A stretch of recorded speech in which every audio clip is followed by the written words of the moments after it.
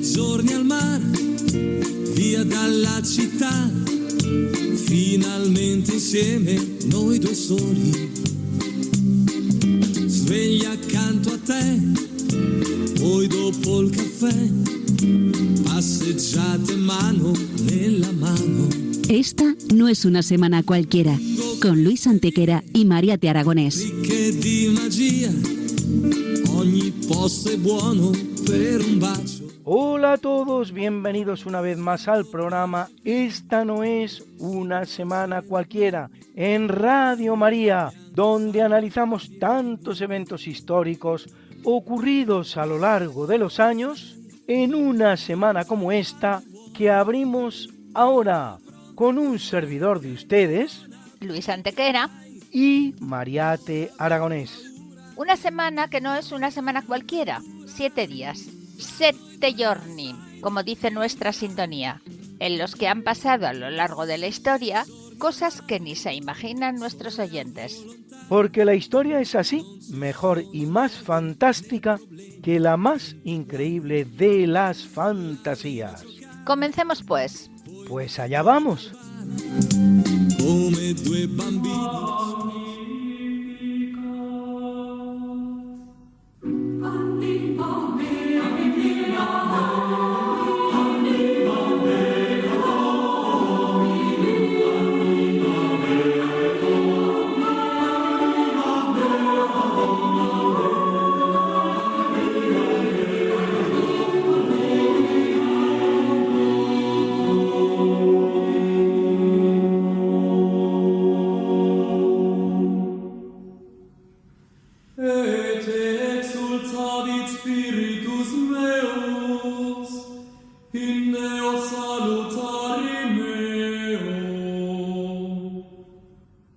En el año 800, en Roma, el Papa León III corona a Carlomagno emperador, dando comienzo así al Imperio Carolingio.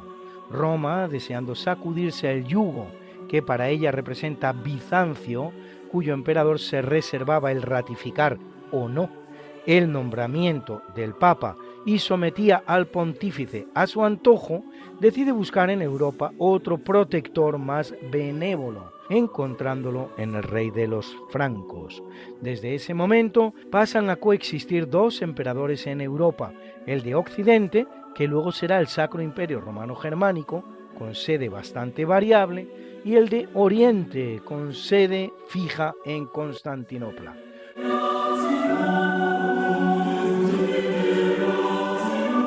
Cosa que acontece curiosamente el mismo día, pero de 1356, en que sucede otro acontecimiento crucial en la historia del imperio. El emperador Carlos IV de Luxemburgo promulga la bula de oro, decretando las 7 personas llamadas a elegir en adelante al emperador del Sacro Imperio Romano Germánico, a saber, el rey de Bohemia, el duque de Sajonia, el margrave de Brandeburgo, el conde del Palatinado y los obispos de Colonia, Treveris y Maguncia.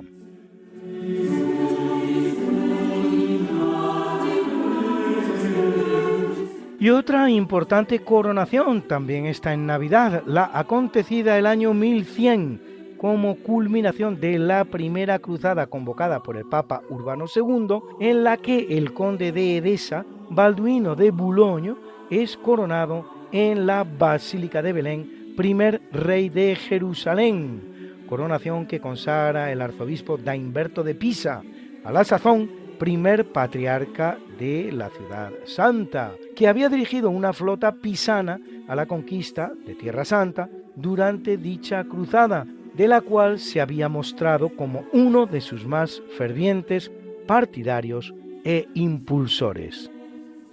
Por cierto, ¿a que no sabe usted quién es el actual rey de Jerusalén? Pues bien, se lo contamos a continuación. Una de las más bellas titulaciones que recaen en la persona del rey de España es la de rey, también de Jerusalén. Para empezar, no estará de más realizar un breve repaso a la historia.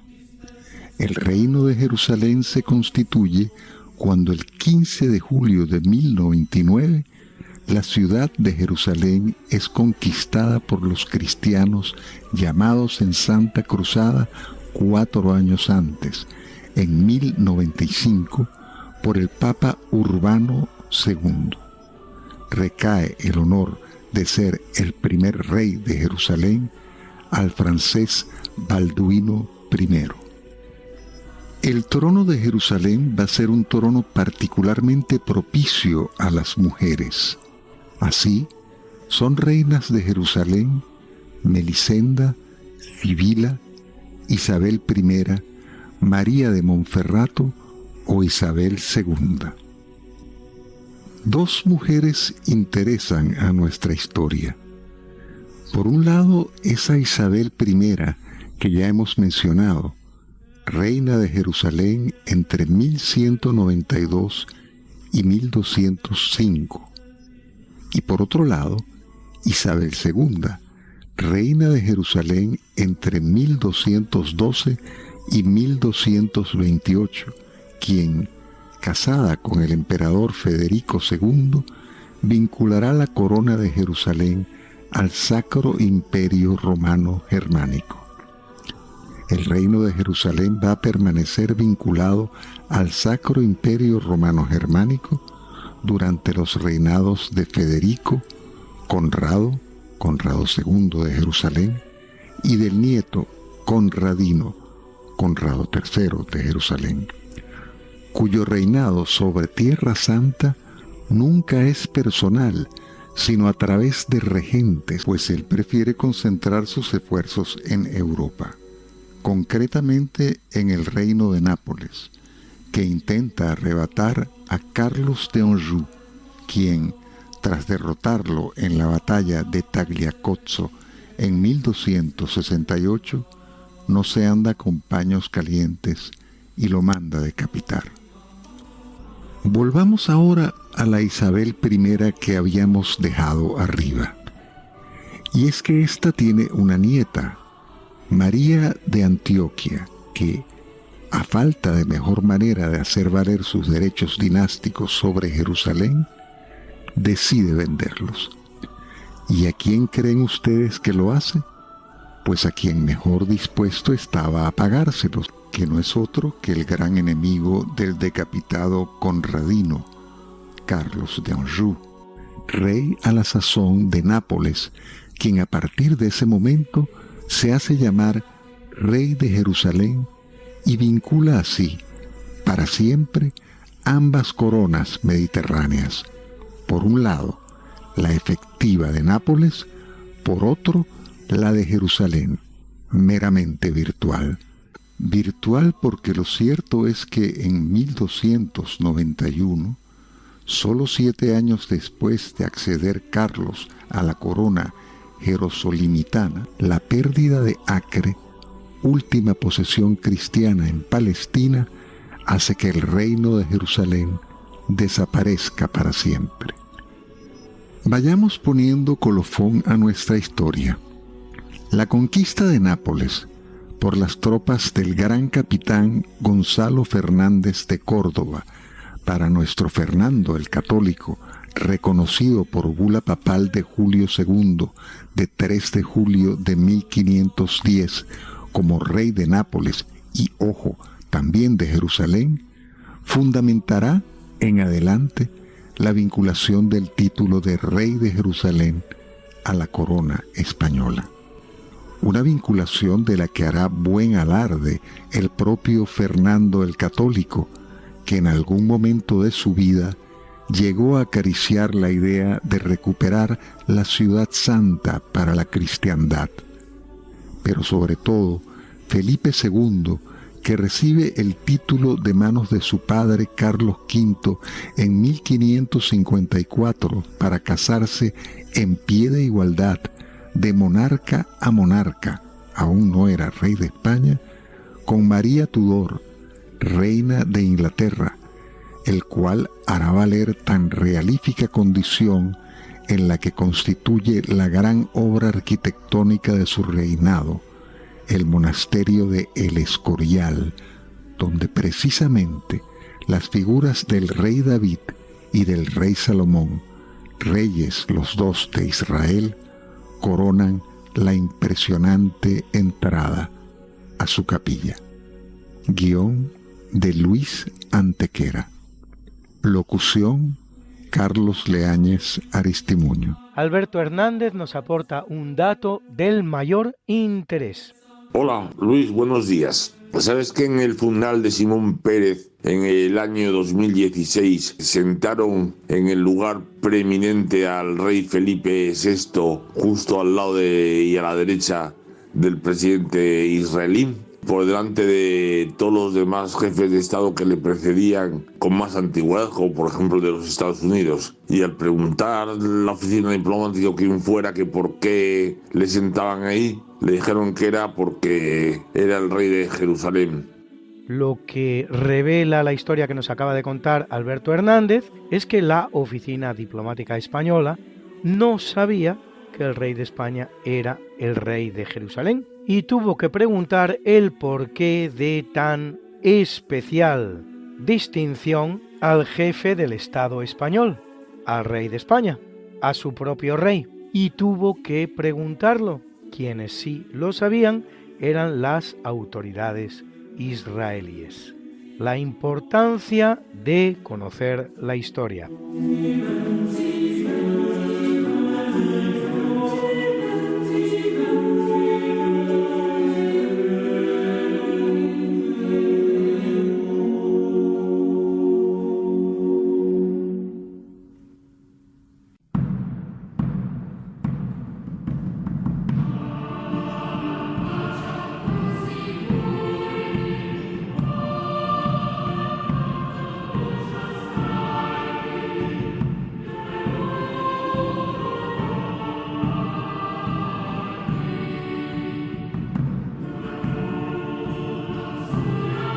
Capítulo siempre fecundo de la conquista, colonización y evangelización de América por los españoles, que va a permitir a los indígenas americanos el tránsito del Neolítico al Renacimiento en apenas 2 generaciones, un tránsito que a los europeos había costado 7.000 enteros años. En 1492, en la actual Haití, la nao descubridora Santa María queda embarrancada en un banco de arena.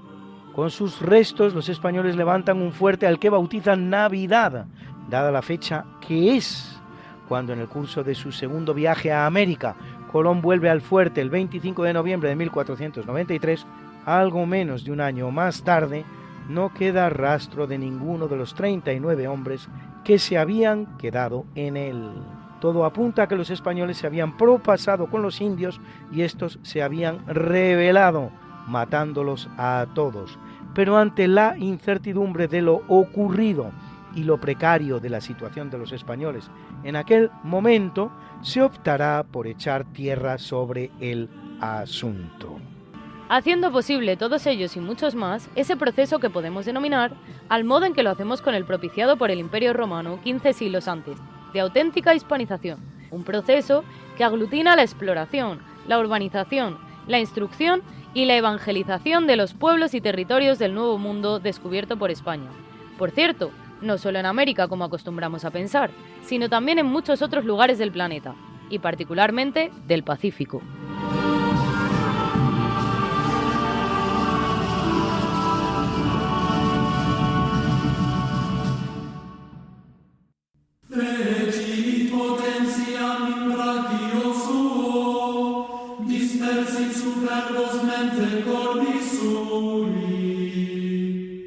Corriendo el año 1624, en España, el conde duque de Olivares redacta un informe para el rey Felipe IV, donde le propone la unificación militar y la centralización de los reinos hispánicos, la llamada Unión de Armas, proyecto que va a causar gran malestar en muchos de los reinos hispanos, y a la postre la sublevación de Portugal, Cataluña y Andalucía, la de Portugal, por desgracia, culminada con la independencia.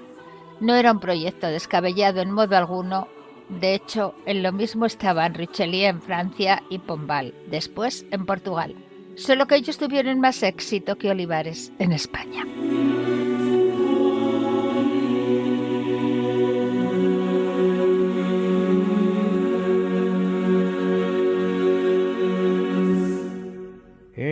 año 1780, el sultán marroquí Mohamed III ratifica la paz con Carlos III de España, según lo acordado en el Tratado de Aranjuez, firmado por el conde de Florida Blanca y el embajador marroquí Sidi Mohamed Ben Othman, un tratado que obligará a los navíos británicos, siempre prestos a apoyar cualquier movimiento contra España, a abandonar la costa de Tetuán y el puerto de Tánger.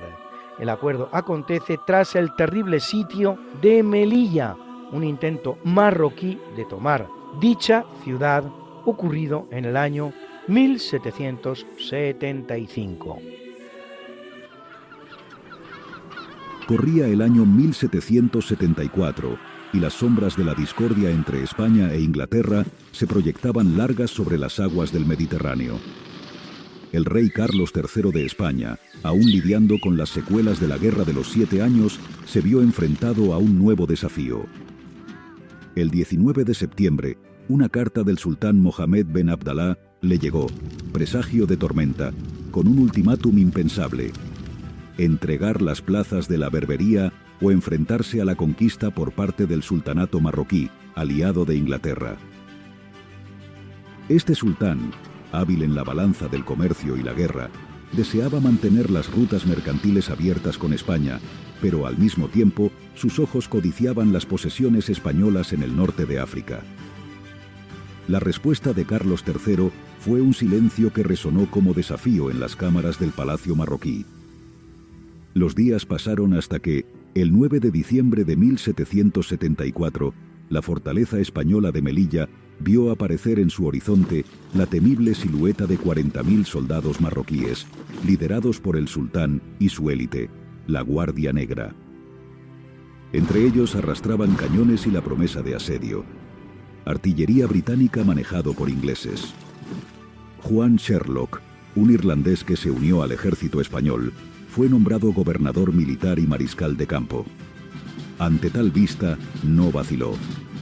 Con apenas 700 hombres y un arsenal que susurraba el eco de mejores días, rechazó cualquier idea de rendición.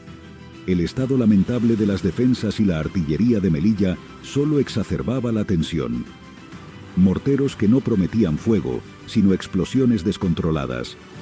Cañones de bronce que se contaban con los dedos de las manos, y entre ellos un Sherlock decidido, que envió con urgencia a Juan Triquini hacia Málaga en busca de refuerzos. Mientras tanto, el sultán no perdía tiempo. Sus morteros se instalaron en Atalayón, y las primeras explosiones contra las murallas de Melilla marcaban el inicio de un asedio que prometía ser implacable. Pero Sherlock, con una previsión que desafiaba su desesperada situación, movió los depósitos de munición y a la población civil a las profundidades subterráneas de la ciudad. Con los morteros marroquíes ensordeciendo el cielo de diciembre, las murallas de Melilla temblaban bajo la incesante lluvia de proyectiles. Sherlock, con la sagacidad de un veterano, comprendía que no solo enfrentaba un ejército formidable, sino también el reloj que marcaba el agotamiento de sus mermados recursos. En el corazón de la fortaleza, el ambiente estaba tenso pero decidido. Cada hombre sabía que el destino de la ciudad estaba en sus manos. La esperanza resurgió con las primeras señales de velas en el horizonte. Los refuerzos enviados por España comenzaron a arribar poco a poco, desafiando los caprichos de la naturaleza y el asedio del sultán. Materiales de fortificación, víveres y, crucialmente, más artillería.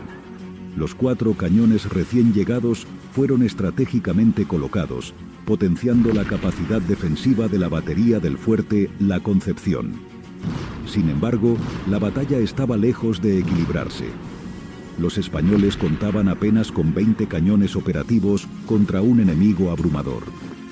A medida que el asedio avanzaba, los españoles mantenían una resistencia firme y decidida. La determinación de los defensores era tal que cada noche se convertía en un velo bajo el cual operaban para reparar las brechas y fortalecer los bastiones dañados por los bombardeos del día. La moral se mantenía gracias a pequeñas victorias y a la habilidad de Sherlock de mantener la esperanza viva en sus hombres. Para finales de diciembre, la balanza de la guerra empezó a inclinarse. Un poderoso convoy de 2 navíos, 6 fragatas y 9 jabeques, todos al mando del brigadier Francisco Hidalgo de Cisneros, se hacía a la mar, llevando a bordo hombres y cañones. La llegada de estos refuerzos marcó un punto de inflexión en el asedio. Los navíos San Genaro y San José, ambos armados con 74 cañones, eran una fuerza con la que el sultán no contaba. La élite de los soldados españoles, entre ellos batallones de los regimientos Princesa, Bruselas y Nápoles, junto con voluntarios catalanes y el 2º Batallón de Artillería de Cádiz, se unieron a la defensa de Melilla, que ahora superaba los 3.000 hombres. Con las fragatas y navíos proporcionando cobertura desde el mar, el asedio se transformó. Cuando el clima lo permitía, la artillería naval entraba en juego, enviando oleadas de fuego sobre las posiciones enemigas. La llegada de cañones de mayor calibre a bordo de los buques artilleros acrecentó aún más la potencia de fuego española. Los moros, quienes habían esperado un rápido quiebre de las defensas, se encontraron ante un enemigo rejuvenecido. La fortaleza, enclavada en la costa de África, se mantenía desafiante y a medida que el nuevo año se asomaba, la situación de los sitiadores comenzaba a desmoronarse. Sin los refuerzos de los ingleses que les fueron prometido y con las deserciones en aumento, el sultán se encontraba en una encrucijada.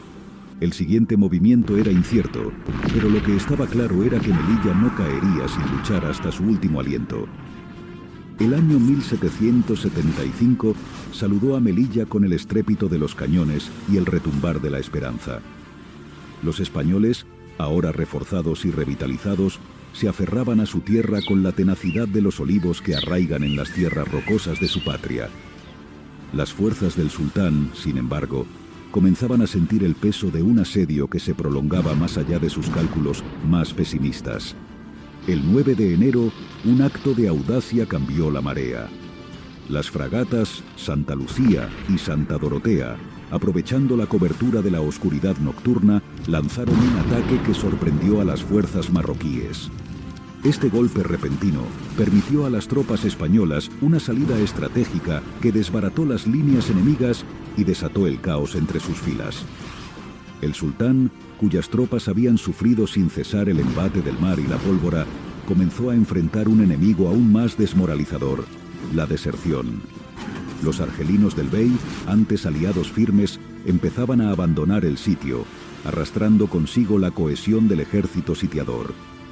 A esto se sumaba el frío acero de la desilusión, pues la ayuda inglesa prometida se evaporó con la captura española de un convoy inglés dirección a Marruecos con armas y hombres. Mientras tanto, los navíos San Genaro y San José seguían castigando sin piedad las posiciones enemigas. Su artillería, cual truenos marinos, dictaba el ritmo de un asedio que se convertía en retiro. El sultán Abdalá, enfrentando la posibilidad de un fracaso catastrófico, decidió que no arriesgaría más. El 19 de marzo, con sus hombres mermados y su orgullo herido, levantó el sitio y se alejó de Melilla, poniendo fin a 100 días de asedio. Melilla había resistido. Más de 12.000 proyectiles habían sido arrojados sobre ella, y aunque el precio había sido alto, con unos 90 valientes caídos y más de 500 heridos, la victoria resonó con claridad. Las bajas en el bando marroquí se contaron por miles, un testimonio silencioso de la férrea defensa española. Ha sido un reportaje del canal de YouTube Historia Hispana.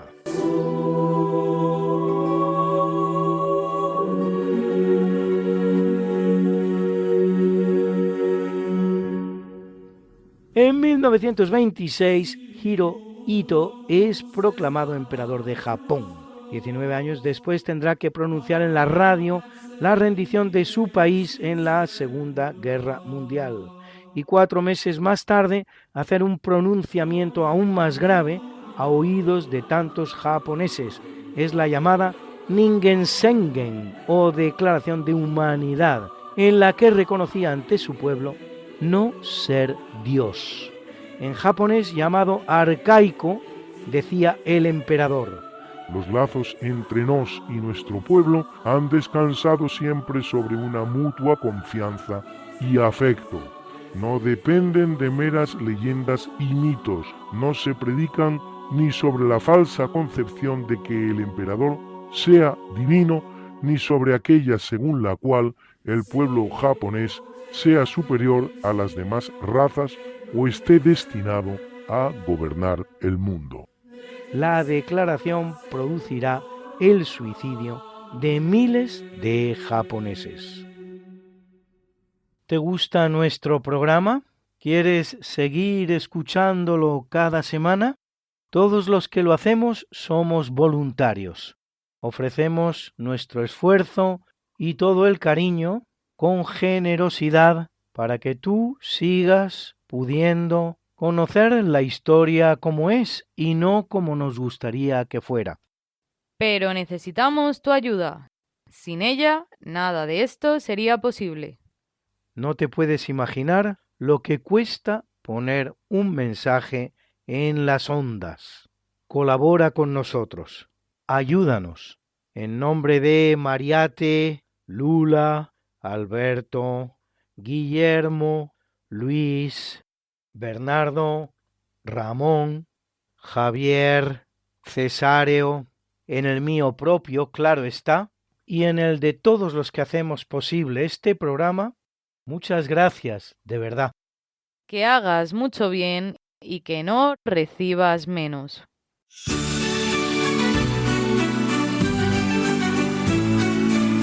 Os doy una buena noticia, una gran alegría, que lo será para todo el pueblo. Os ha nacido hoy un Salvador, el Mesías, el Señor, en la ciudad de David. Y esto os servirá de señal. Encontraréis un niño envuelto en pañales y acostado en un pesebre. Este mensaje que anunciaron los ángeles de Belén es también la buena noticia que transmite Radio María gracias a mucha gente buena que aporta su oración, sacrificios, voluntariado y donativos. Para poder seguir haciéndolo un año más, esperamos seguir contando con tu ayuda. Colabora. Puedes hacerlo sin moverte de casa, con una simple llamada al 91 822 8010, a través de Bizum con el código 38048 o en nuestra página web www.radiomaria.es, en el apartado Donativos, donde verás los números de cuenta para realizar una transferencia o ingreso bancario. También puedes hacerlo con tarjeta o PayPal. Para seguir anunciando y deseando a todos una santa y feliz Navidad.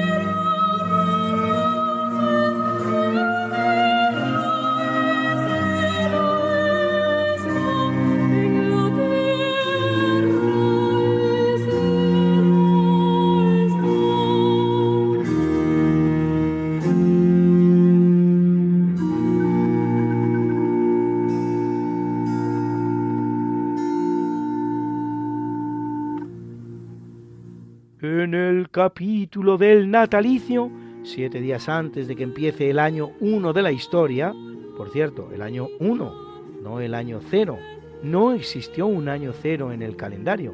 En un pueblecito de Judea llamado Belén, en una cueva, pues con todas las posadas llenas, sus padres no son capaces de encontrar mejor lugar para el alumbramiento, nace Yehoshua Bar Yosef, Jesús, hijo de José, según hubieron de conocerlo sus contemporáneos, más conocido como Jesús de Nazaret, Jesús el Galileo, el Mesías, Jesucristo, el Hijo del Hombre o el Hijo de Dios, autor de la más importante revolución que los siglos hayan conocido, una revolución basada en el amor y no en la lucha, que pone los principios de la convivencia y la fraternidad entre los seres humanos y propone un hermoso camino de búsqueda de Dios, del bien y de la verdad, y si me apuran ustedes, también de la belleza.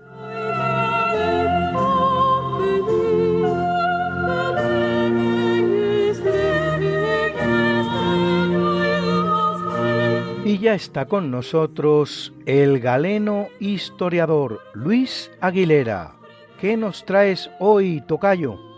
Buenas noches. Hoy vamos a hablar de las mulas de Mario. Cayo Mario fue el general romano que cambió la estructura de las legiones, haciendo de ellas un ejército profesional cuando fue elegido cónsul de Roma en el año 107 a.C.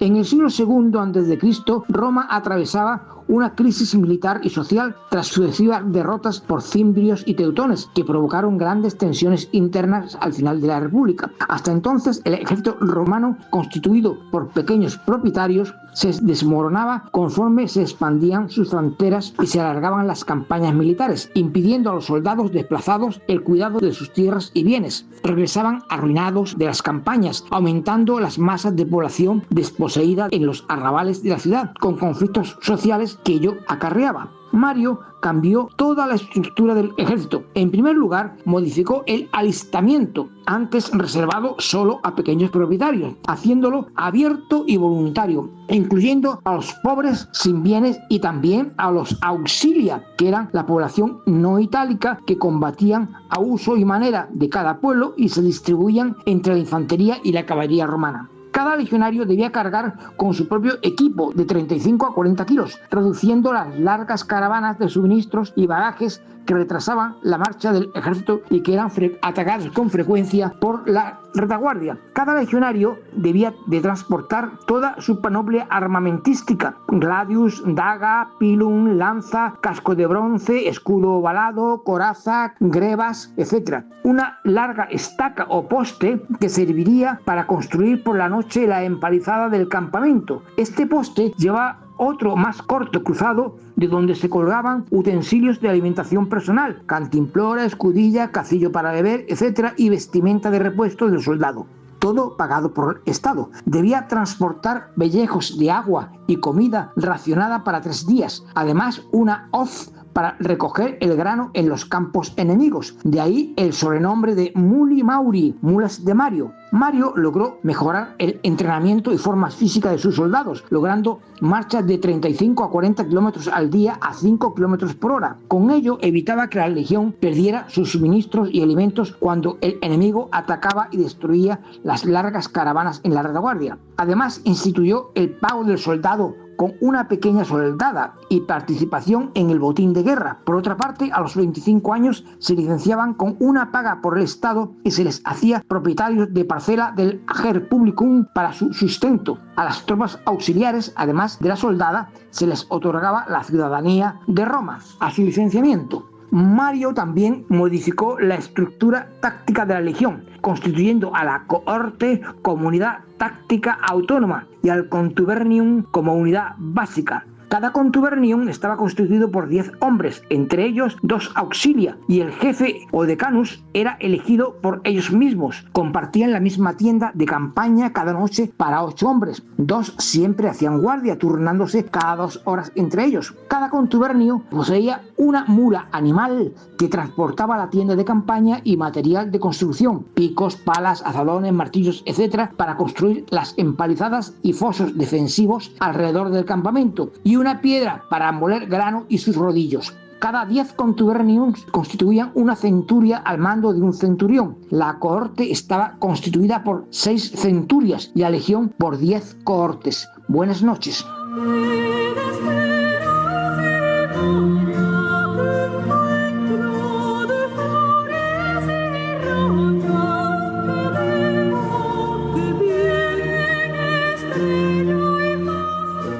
Y nace en 1943 Geoffrey Parker, hispanista británico, autor de títulos como El ejército de Flandes y El camino español y varias biografías de Felipe II.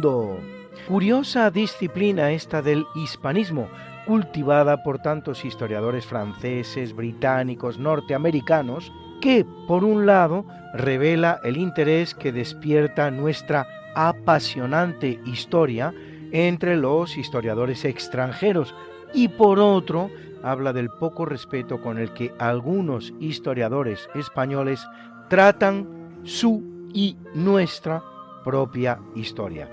Gracias a Dios eso va camino de solventarse con la aparición de toda una nueva generación de hispanistas españoles e hispanos.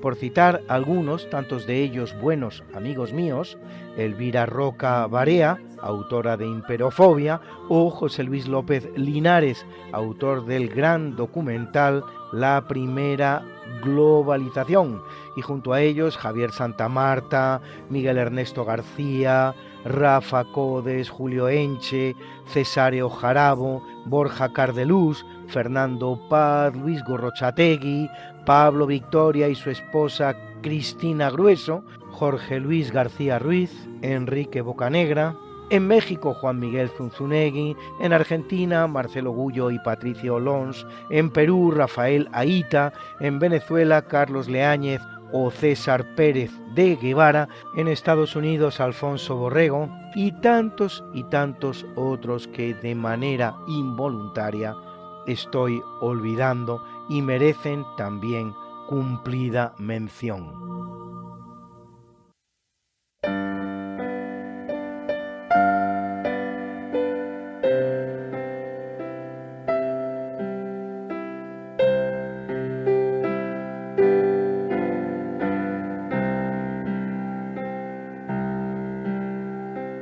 Ya está de nuevo aquí la Navidad. Entre nieve de poliéster y alquitrán ha nacido el niño en un gran almacén que anuncia rebajas, todo a la mitad. Papá Noel de espuma y tafetán al rey Gaspar reemplaza en el Belén y también a Melchor y a Baltasar. Y la mula no está, tampoco el buey. 2 motos que sortean ocupan su lugar.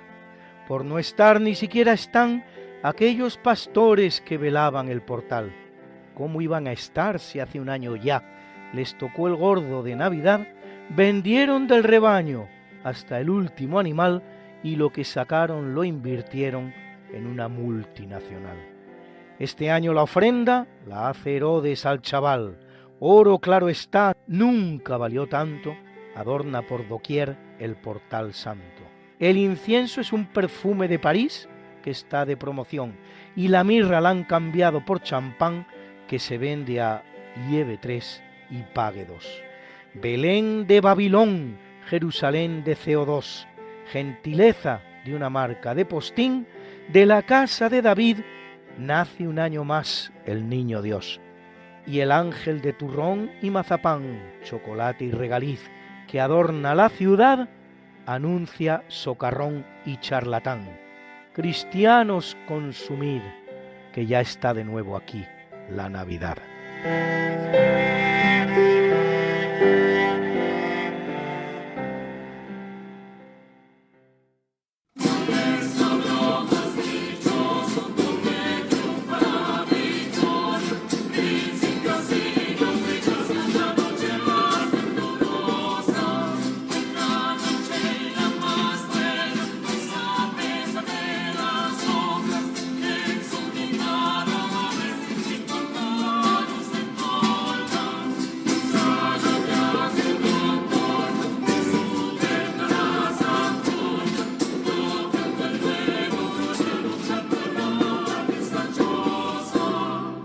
En el capítulo del obituario.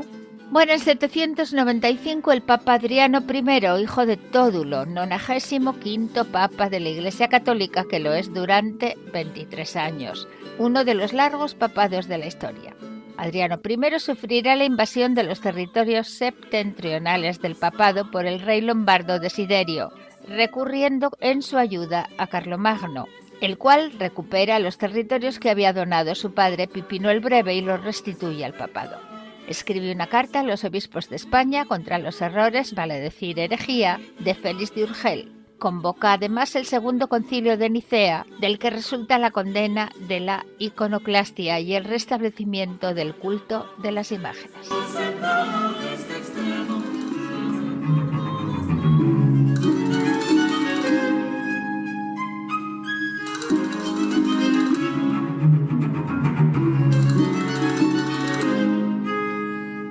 Y con nosotros el rapsoda de la historia, Guillermo Arroniz.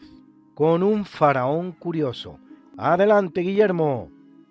Mariate, Luis, queridos oyentes, aquí estamos de nuevo con nuestro Egipto faraónico. Y hoy vamos a echar un poquito para atrás, porque vamos a volver a Amenemhat I, que era ese primer faraón de la 12ª dinastía, que fue asesinado, posiblemente por un complot de los príncipes, o quién sabe si de su propio hijo, Sesostris I. Y vamos a volver porque vamos a hablar de otro texto, que es la profecía de Neferti. Bueno, es una pseudo-profecía, porque en realidad se escribe cuando los hechos ya han acontecido. Se escribe durante la dinastía 12, pero la historia que se cuenta tiene lugar en la dinastía IV, delante del faraón Seneferu. Se conserva en un papiro que se encuentra en el Museo del Hermitage, aunque hay fragmentos dispersos en varias ostraca. Las ostraca son fragmentos de cerámica que utilizaban para empezar a escribir los aprendices de escriba, porque era mucho más barato que el papiro. El faraón se encuentra aburrido y llama a un sabio para que le entretenga. Entonces el sabio le dice si prefiere oír hablar del pasado o del futuro, y el rey elige el futuro. El sabio comienza entonces a hablarle del primer periodo intermedio, de los desastres, de la inversión del orden, pues de la caída del imperio, de tiempos horribles, ¿no? Dentro de la tradición literaria de lamentos, como los lamentos de Ippur, que era muy propia de Egipto. Pero también habla del final de este periodo terrible, con el advenimiento de un faraón, que vendría a ser precisamente, claro, Amenemhat I, y que pondría fin a esta temporada terrible, devolviendo el esplendor a Egipto. Bueno, es un texto que vuelve a ser un poco también explicatio petita accusatio manifesta, que veo que era bastante frecuente en los egipcios, porque Amenemhat I no era familiar en ningún grado del anterior faraón. No sabemos muy bien cómo llega al trono, y además llega con la oposición de gran parte de la nobleza. Y esto implica que el texto, sin duda, está escrito, como veremos más adelante otros textos de otros faraones que intentan justificar su derecho al trono, para decir que ya en tiempos de la cuarta dinastía del gran imperio antiguo se predijo que él llegaría a gobernar y devolver el esplendor a Egipto.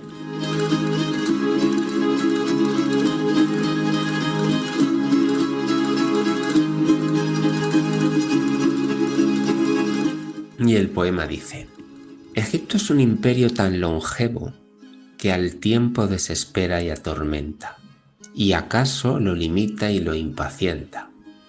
El tiempo, para Egipto, es un efebo.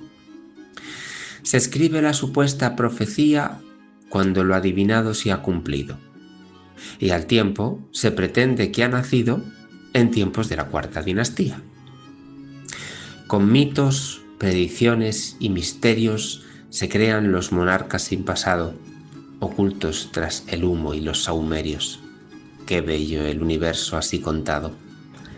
Qué gran fascinación de los imperios, y el tiempo en el conjuro está atrapado.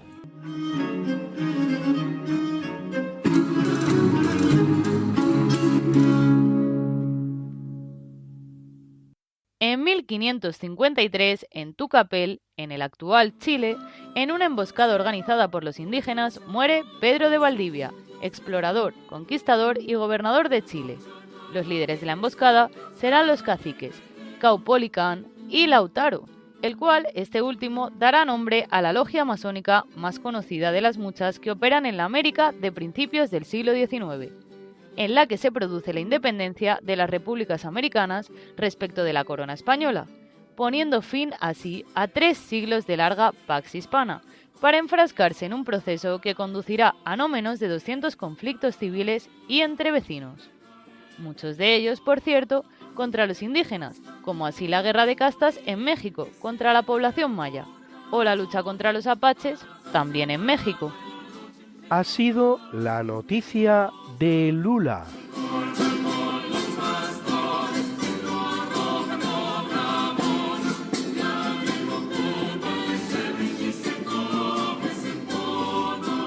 En 1635 muere el francés Samuel de Champlain, fundador de la ciudad canadiense de Quebec en el año 1608, actual capital del Canadá francófono, primera que fundan los franceses en América, y eso que ya en 1524 una expedición francesa al mando del italiano Giovanni de Verrazzano, había llegado al Nuevo Mundo. Esto es, 84 años desde el momento en que los franceses llegan a América y deciden establecerse, una decisión que España había tomado en solo un año, el que va del viaje de descubrimiento realizado en 1492 al viaje de establecimiento en 1493, el segundo de los de Colón. Champlain explora y describe la región de los Grandes Lagos y establece relaciones con diversas tribus de la región como montañés, inú, algonquinos y hurones, a los que incluso asiste en sus guerras contra la tribu dominante de los iroqueses. Un poco lo que había hecho Hernán Cortés con tlaxcaltecas, totonacas y otras etnias mexicanas contra la tribu dominante y antropófaga de los aztecas.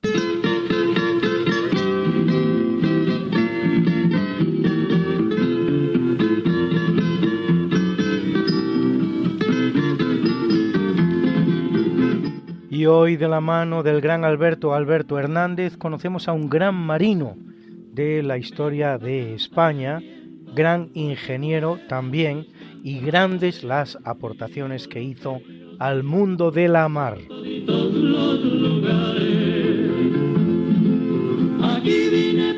El siglo XIX es probablemente el siglo más desastroso en la historia de España. Somos invadidos por los franceses, perdemos todo nuestro imperio. Sin embargo, hay una cantidad de marinos españoles de talla mundial.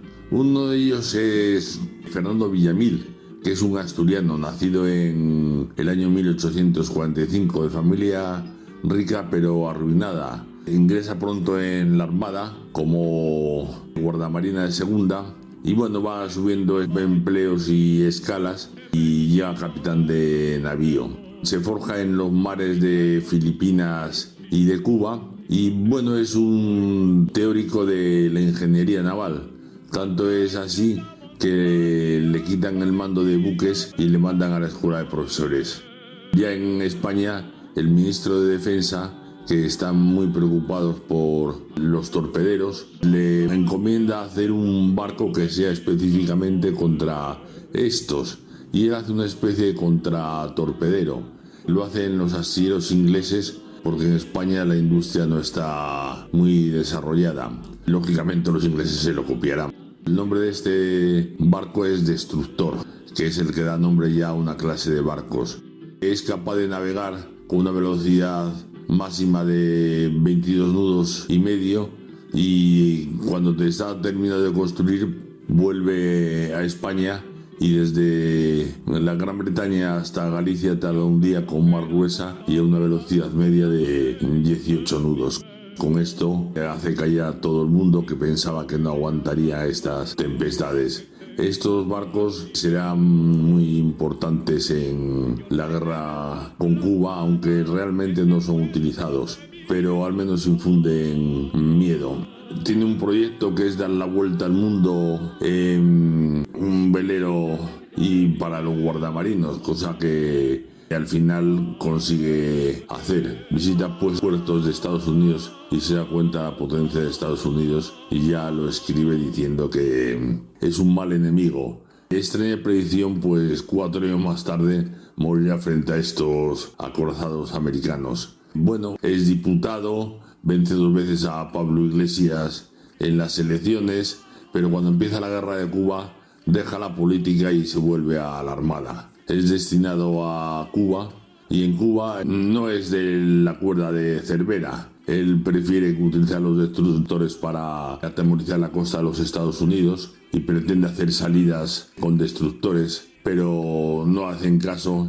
En fin, muere heroicamente en Cuba en la batalla naval que emprende contra los yanquis. Bueno, pues esto es todo y buenos días. Muchas gracias, Alberto.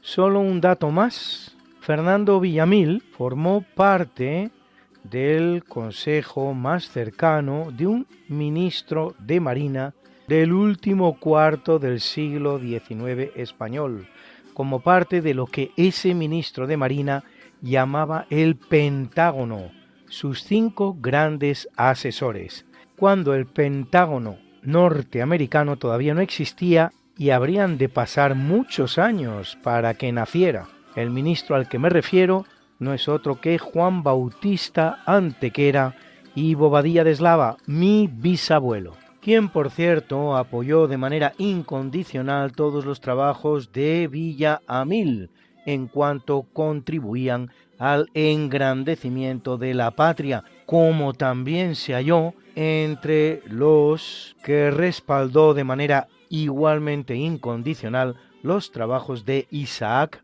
Peral para inventar y desarrollar ese barco clave de la Marina del siglo XX que será el submarino.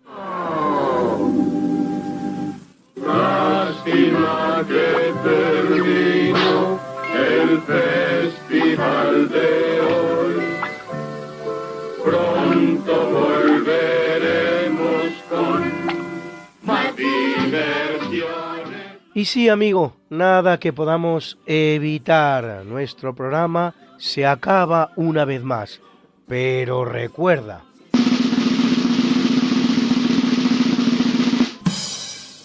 Los mineros de la Nueva España son los mejor pagados del mundo.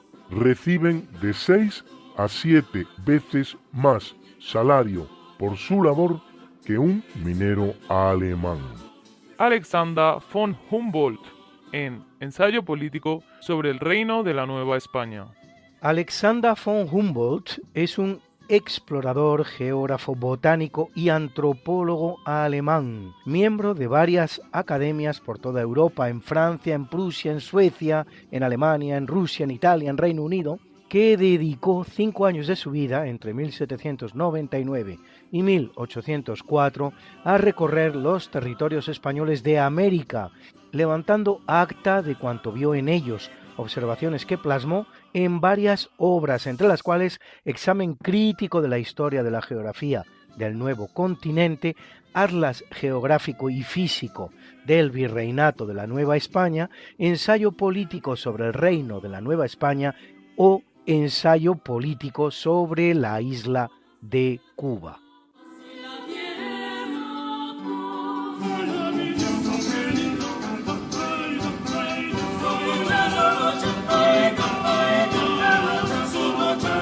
Y de igual manera que hacemos siempre, presentamos a continuación y para terminar la mucha buena y variada música que nos ha acompañado una vez más.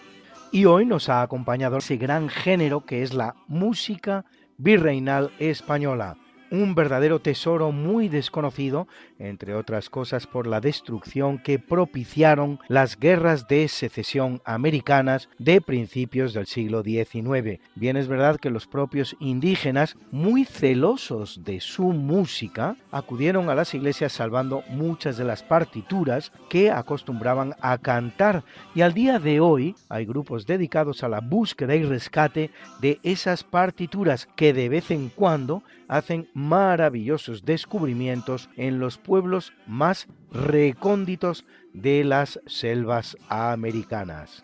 Y en el tercio de eventos, el Magnificat Quartitoni de Francisco López Capillas, interpretado por De Profundis, ensemble vocal e instrumental que dirigía Cristina García Vanegas. Y en el natalicio, Hoy cielo y tierra compiten, un anónimo de principios del siglo XVIII que interpretaba el coro Exaudi de La Habana. Y en el obituario, por fin, Al establo más dichoso, de Juan Gutiérrez de Padilla, en la interpretación que hacía el ensamble Angelicum de Puebla, dirigido por Benjamín Juárez Echenique. Y escuchando ustedes ahora El niño de Sampaná, del compositor español virreinal, como todos los que han sonado, Juan de Araujo. Y hoy hemos estado con ustedes Mariate Aragonés, Alberto Hernández, Lula Antequera, Luis Aguilera, Guillermo Arroniz, Carlos Leáñez y este su siempre seguro servidor, Luis Antequera. que hagan ustedes mucho bien y que no reciban menos.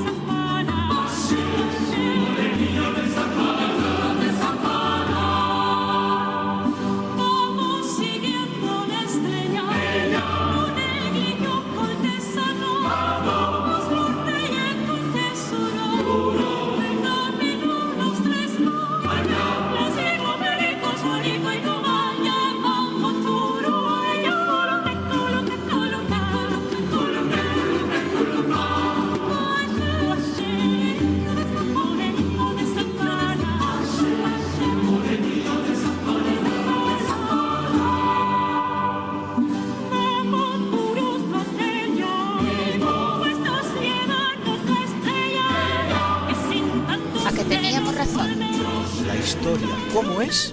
Y no como nos gustaría que fuera. Hasta el próximo programa. Se despiden de ti Mariate Aragonés y Luis Antequera.